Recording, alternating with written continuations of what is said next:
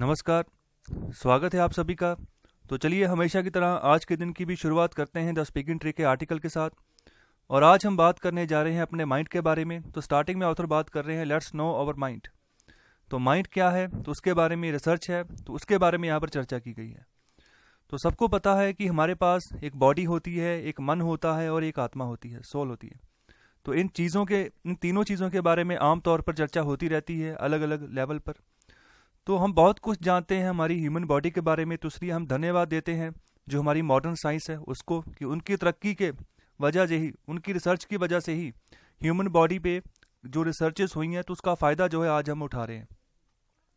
लेकिन बात कर रहे हैं माइंड की, तो उसके लिए क्वेश्चन मार्क लगा रहे हैं कि उसके बारे में क्या है, क्या उसके बारे में कोई प्रगति हुई है। तो यहाँ पर आंसर दे रहे हैं कि यहाँ पर भी प्रगति हुई है। यहाँ पर जो साइकोलॉजिस्ट हैं उन्होंने काफ़ी जो है अच्छा प्रोग्रेस यहाँ पर भी दिखाया, लेकिन अभी भी एक रहस्य बना हुआ है माइंड के बारे में। तो ये यहाँ पर तथ्य प्रूव हो चुका है कि जैसे मन की सिचुएशन होगी वैसे ही हमारी बॉडी की वेलबींग होगी। तो मन में खुशी है, मन शांत है, तो हमारी बॉडी अच्छी है, हमारा माइंड सेट सही रहेगा, हमारा जो प्रगति है वो अच्छी होती रहेगी। अगर मन उदास है तो उसका भी बुरा इम्पैक्ट हमारी बॉडी के ऊपर हमें देखने को मिलता है। तो योग शास्त्र की बात कर रहे हैं तो वहाँ पर हम मन को सूक्ष्म शरीर कहते हैं, वेरी फाइन बॉडी। तो जो कि टच नहीं की जा सकती, जिसको आप देख नहीं सकते।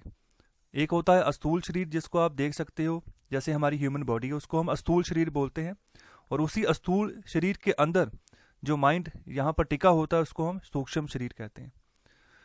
तो यहाँ पर बात कर रहे हैं कि जो माइंड है, जो मन है, ये एक तरह का रास्ता हो सकता है हेवन के लिए भी और हेल के लिए भी, स्वर्ग के लिए भी और नर्क के लिए भी। ये हमारे ऊपर है। तो इसलिए हमें यहाँ पर इसको कंट्रोल करना बहुत इंपॉर्टेंट हो जाता है कि किस तरीके से इसको गति देनी है, किस तरीके से इसको डायरेक्शन देनी है। तो यहाँ पर माइंड को हम ना देख सकते हैं, ना इसको टच कर सकते हैं। इसका जो मेजर फंक्शन होता है वो होता है सोचना, डिसीजन लेना और याददाश्त जो है ना उसको बरकरार रखना और उसको स्टोर करना। तो यहाँ पर जो हमारा कॉन्शियस माइंड यहाँ पर हमें करके देता है, और सबकॉन्शियस लेवल पर भी यहाँ पर ये जो है और बहुत सारे फंक्शन जो है परफॉर्म करता है।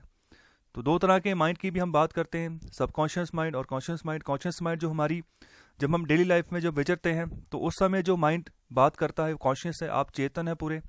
सबकॉन्शियस ये नॉर्मली जब आप सोने जाते हो तब ये वर्क करता है, जब आपको स्वप्न आते हैं। तो ये सारी की सारी जो प्रक्रिया होती है वो सबकॉन्शियस माइंड की होती है।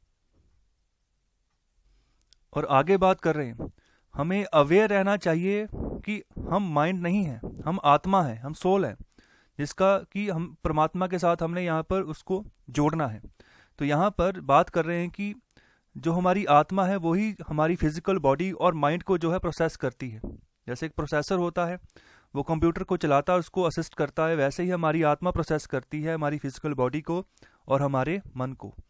तो हमें, जैसे हम अपने ऑर्गन्स का ध्यान रखते हैं, हमारी आँखों का, हमारे हाथों का, हमारी टांगों का, कि इसको कोई हर्ट ना हो, इसको बचा कर चलते हैं, तो वैसे ही माइंड को भी यहाँ पर हर्ट होता है। वो भी यहाँ पर बहुत सारे रीज़न होते हैं जिसकी वजह से ये हर्ट होता है। तो उसकी भी हमें टेक केयर करके चलनी है। तो क्या हम टेक केयर कर रहे हैं? तो यही क्वेश्चन कर रहे हैं। हमारा जो मन होता है वो खुला रहता है, तो कोई भी अगर थोड़ी सी अपने शब्दों से चोट पहुँचाना चाहे तो बहुत जल्दी चोट लग जाती है। तो अगर हमें कोई हार्श वर्ड्स बोलता है, अगर ऐसे अनजस्ट वर्ड्स हमें बोलता है, तो उसकी वजह से हमारे अंदर भी जो है गुस्से के विचार आने शुरू हो जाते हैं, नफरत के विचार आने शुरू हो जाते हैं, बदले की भावना जो है वो उत्पन्न होनी जो है शुरू हो जाती है। तो यहाँ पर यह भी हो सकता है कि जैसे दुखों से ही आपके विचार भर जाएं, डिसअपॉइंटमेंट से ही आपके जो है विचार भरने शुरू हो जाए अगर आपको कोई हर्ट करे। तो इसलिए माइंड को भी प्रोटेक्शन की ज़रूरत है।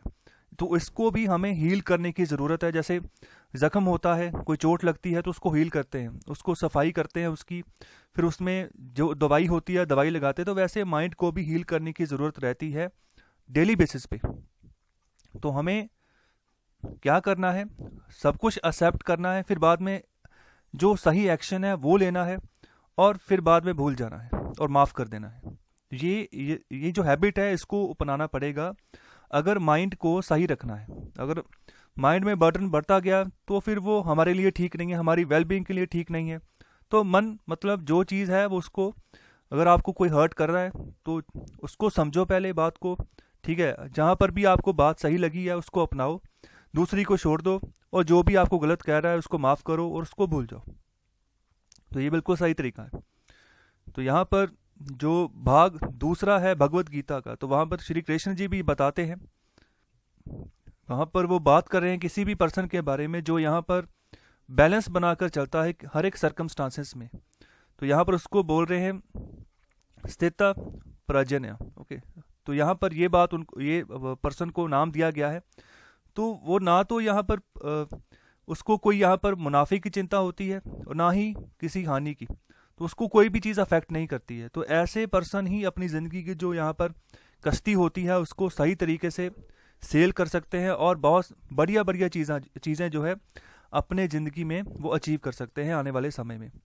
तो यहाँ पर ये था पूरा आर्टिकल माइंड के बारे में, कि माइंड को भी समझो, उसके बारे में भी सोचो, उसको भी प्रोटेक्ट करके चलो, उसको भी एक रास्ता जो है, सही रास्ता जो है वो दिखाओ और खुशहाल ज़िंदगी जो है उसको जियो।